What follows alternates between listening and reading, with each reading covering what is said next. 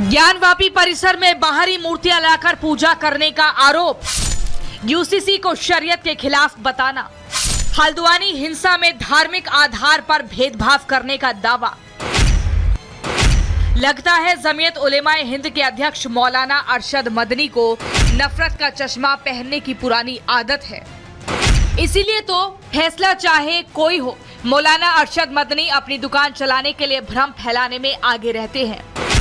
एक बार फिर अपनी आदतों से मजबूर मौलाना अरशद मदनी योगी सरकार के नेम प्लेट वाले फैसले को राजनीति का नया खेल बता रहे हैं। मौलाना मदनी इस फैसले को अपने धार्मिक चश्मे से देखकर भेदभावपूर्ण और सांप्रदायिक बता रहे हैं। लेकिन जरा कोई पूछे मौलाना साहब से कि क्या ये फैसला सिर्फ मुस्लिम दुकानदारों के लिए किया गया है? अगर नहीं तो भेदभाव कैसे हुआ? जो मौलाना मदनी खुद को मुसलमानों का पैरोकार बताने में जुटे हैं, लेकिन जिन लोगों के लिए पैरोकारी कर रहे हैं वो खुद योगी के फैसले के साथ हैं। फैसले लिए जा रहे हैं सब सही है, जनता की भलाई के लिए हैं, ऐसा कुछ नहीं है। हमारे पास राकेश भाई हैं, काम करें, और गैर मुस्लिम भी आके सामान सब खा के जाते हैं। कोई आस्था लेके चला, उसने सोच लिया कि मुझे इस तरह की चीज़ें खानी है, ऐसी जगह बैठना है, तो उसका अपना मन विवेक है, वो निजी स्वार्थ है उसका अपना। जब साफ सफाई रखोगे तो लोग खुद ही आएंगे। कोई नाम वाम में नहीं, कुछ नहीं, सब सही चल रहा है। कोई ऐसा नहीं, कोई सरकार एक ना हिंदू की है ना मुसलमान की है, सरकार तो सबकी होती है। लेकिन लगता है मदनी साहब ने ना कुछ सुना है ना ही कुछ देखा, इसीलिए अब अपनी कानूनी टीम की बैठक बुलाई है, जिसमें मौलाना साहब फैसले को लेकर कानूनी पहलुओं पर चर्चा करेंगे। अब सवाल है कि जब फैसला किसी एक धर्म के लिए नहीं, किसी एक जात के लिए नहीं, किसी एक इंसान के लिए नहीं लिया गया, तो अकेले मौलाना अरशद मदनी को इतनी मिर्ची क्यों लग रही है? क्या वो ऐसे बयान देकर कांवड़ यात्रियों की सुरक्षा से जुड़े आदेश को धार्मिक फरमान बताकर आग लगाना चाहते हैं? Bureau report, Republic Bharat. और अगली खबर उत्तर प्रदेश के मुजफ्फरनगर से है, जहां पवित्रता को लेकर कांवड़ियों ने जमकर हंगामा किया। यूपी के मुजफ्फरनगर में कांवड़ियों ने जमकर हंगामा किया। आरोप है उनके कांवड़ खंडित हो गए। नमस्कार, रिपब्लिक भारत देख रहे हैं आप और मैं हूं आपके साथ प्रगति शर्मा। इस बुलेटिन में मेरे साथ महिमा और अनामिका पांडे भी है। शुरुआत एक बड़ी खबर के साथ, जहां दिल्ली में कांवड़ शिविर को लगाने की अनुमति नहीं और इसी पर विवाद खड़ा हो गया है। विवाद के बाद देखने को मिला। दरअसल कांवड़ शिविर लगाने को लेकर विवाद हुआ और इंद्रलोक मेट्रो के पास शिविर की अनुमति नहीं मिली। इलाके को संवेदनशील की लिस्ट में डाल दिया गया।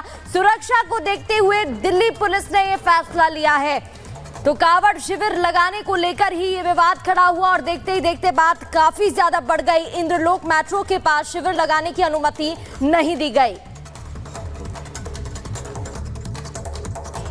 अभी मेरी मौजूदगी इंद्रलोक में है। आपको याद होगा कि इंद्रलोक एक समय काफ़ी सुर्खियों में रहा था और सुर्खियों की वजह थी कि एक विशेष समुदाय के द्वारा इस इलाके को घेर करके यहाँ पे नमाज पढ़ी गई थी और उसके बाद पुलिस की घटना भी आपको याद होगी ही।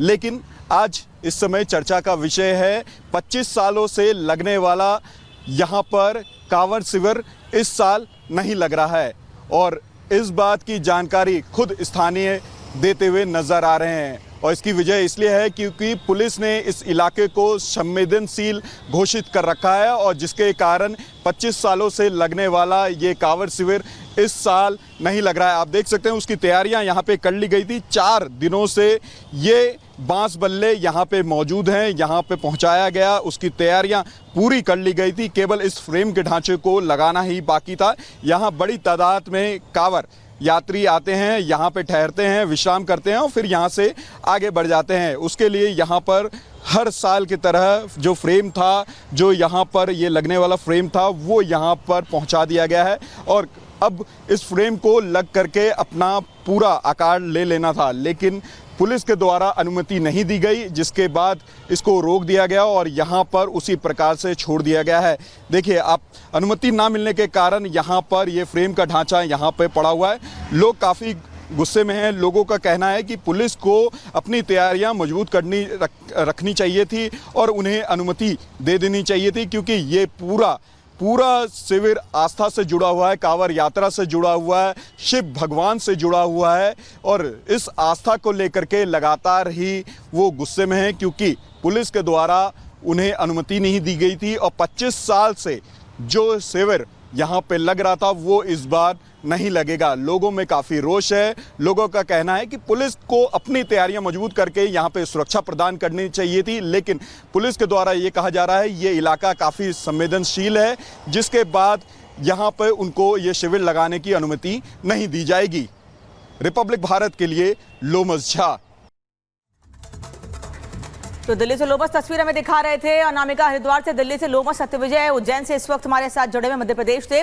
पहले लोमस का रुख करेंगे। लोमस, आखिर विवाद किस बात को लेकर है, क्यों नहीं लगाना दिया गया शिविर यहाँ पर? बिल्कुल अनामिका, मैं आपको बता दूं कि आपको याद होगा कि इंद्रलोक वही इलाका है जहां पर सड़क पर कुछ लोग नमाज पढ़ते हुए दिख रहे थे और उसके बाद जब पुलिस उनको रोकने की कोशिश करते तो पुलिस के साथ भी वो भिड़ जाते हैं। ये वही इलाका था। हालांकि हर साल वहां पर कांवड़ शिविर लगाया जाता था, लेकिन पुलिस ने उस इलाके को अति संवेदनशील के लिस्ट में डाल दिया है, जिसके बाद ही वो वहां पर शिविर लगाने की अनुमति नहीं दी जाएगी। लेकिन पिछले 25 सालों से वहां पर शिविर लगाया जाता था और जिसके लिए तैयारी भी कर रखी थी जो आसपास के लोग हैं, जो प्रशासनिक लोग हैं, उन्होंने तैयारी भी कर रखी थी। जो हर साल जिस प्रकार से शिविर लगाते थे उन्होंने बांस बल्लों को भी वहां पर मंगवा लिया था, फ्रेम के ढांचे भी तैयार कर रखे थे। केवल उसकी अनुमति की, पुलिस की अनुमति की प्रतीक्षा की जा रही थी, लेकिन पुलिस के द्वारा वहां पे अनुमति नहीं दी गई। कहा जा रहा है कि वो अति संवेदनशील इलाका है, वहां पे कुछ भी अनहोनी हो सकती है, इसलिए आपको वहां पर कांवड़ शिविर लगाने की अनुमति नहीं दे सकते। हालांकि जो कांवड़ शिविर लगाने वाले लोग थे उन्होंने कहा कि हम वापस लौटेंगे आपके पास। उज्जैन का भी रुख करेंगे, हरिद्वार का भी रुख करेंगे, क्योंकि हरिद्वार से बड़ी संख्या में कांवड़ लेकर वहां से कांवड़िए निकलते हैं और उसी रास्ते पर मुजफ्फरनगर पड़ता है। सबसे पहले वहीं पर यह फैसला लिया गया था, लेकिन इस फैसले नहीं जी अभी तो पता ही नहीं था। पता ही नहीं था। अभी कहाँ खाना खाते हैं आप लोग, कैसे खाते हैं खाना? सर खाना तो हमने कल या परसों का खाया हुआ है हमने। परसों का खाना खाया? हाँ। क्यों नहीं खाया खाना? खाया रुक करके? बोले कहीं अभी दुकान ही नहीं मिली है। अरे आगे मिलेगी दुकान, खाना खाइए आप लोग। चलिए कुछ और लोगों से बात कर लेते हैं। आप लोग कहाँ से आए हैं? विराट राजपुताना। तो हरिद्वार से रिपोर्ट आपको दिखा रहे हैं, जहां पर बड़ी संख्या में कांवड़िए जल भरकर भगवान के अभिषेक के लिए जल लेकर आते हैं और उस रूट पर क्योंकि मुजफ्फरनगर भी पड़ता है, तो ऐसे में मुजफ्फरनगर प्रशासन ने ही सबसे पहले ये फैसला लिया था और उसके बाद उत्तर प्रदेश सरकार ने इसे जरूरी कर दिया कि अब आपको ये फैसला पूरे उत्तर प्रदेश में मानना होगा। उत्तर प्रदेश में इसका असर कैसे कहां पर हुआ है ये आपको हम बता दे रहे हैं, क्योंकि शुरुआत इसकी मुजफ्फरनगर से हुई थी। आपको यहां पर एक मैप दिखाऊंगी मैं कि जब आप दिल्ली से निकलते हैं तो किन किन रास्तों से होते हुए हरिद्वार तक पहुंचते हैं, क्योंकि मेरठ का ये रास्ता है। मेरठ रूट जब आप दिल्ली से बाहर निकलते हैं, जब दिल्ली से आगे निकलते हैं आप तो गाजियाबाद होते हुए मेरठ जाते हैं और उसके बाद NH 58 से होते हुए उत्तर प्रदेश में रुड़की और फिर हरिद्वार पहुंचते हैं उत्तराखंड। तो उत्तर प्रदेश यानी मेरठ के साथ साथ मुजफ्फरनगर, सभी जगहों के साथ साथ जो रूट पड़ता है उत्तर प्रदेश का, उत्तराखंड में भी इस नियम को लागू कर दिया गया है कि जिन जिन लोगों की दुकानें रास्ते में पड़ेंगी हरिद्वार पहुंचने तक, उन सभी को अपनी दुकान पर नाम लिखना होगा। तो ये एक रास्ता है, लेकिन जो लोग अलग अलग जगहों से उत्तर प्रदेश से लेकर आते हैं जल को, उन सभी जगहों पर नाम लिखना होगा। अब आपको ये बागपत का रूट बता देते हैं, बुढ़ाना और मुजफ्फरनगर जहां से यह फैसला लिया गया था, उसके बाद पूरे प्रदेश भर में इसको लागू किया गया है।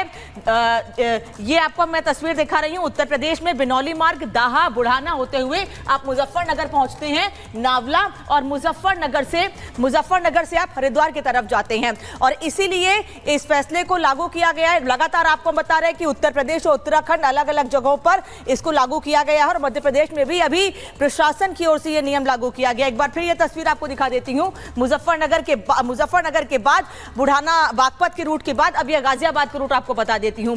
जो गाजियाबाद का रूट है NH 24 से होते हुए NH 58 आप जाते हैं। NH 58 जो मेरठ से होते हुए रास्ता जाता है, जो मैंने रास्ता आपको पहले भी बताया, ये NH 58 का रास्ता है और ये गंगा नहर पटरी मार्ग का रास्ता है।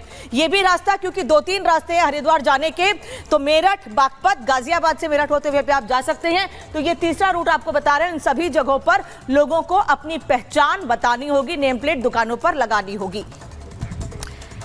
तो तो देखिए रूट की जानकारी अनामिका आपको दे रही थी, लेकिन इसी बीच आपको लगातार बता रहे कि उत्तर प्रदेश सरकार की तरफ से जो निर्देश जारी किया गया अब उसको लेकर के वाराणसी में भी प्लान तैयार कर लिया गया और नेम प्लेट वाला काम। बड़ी खबर के तौर पर आपको बता रहे वाराणसी में नेम प्लेट को लेकर सख्ती शुरू।